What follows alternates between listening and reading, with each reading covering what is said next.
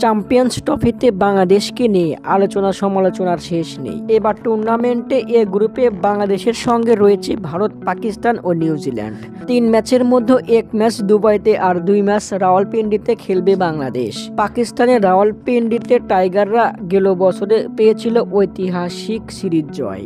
এবার চ্যাম্পিয়ন ট্রফিতে পিন্ডির এই পিচেই পাকিস্তান ও নিউজিল্যান্ডের বিপক্ষে লড়াইয়ে নামবে টাইগাররা।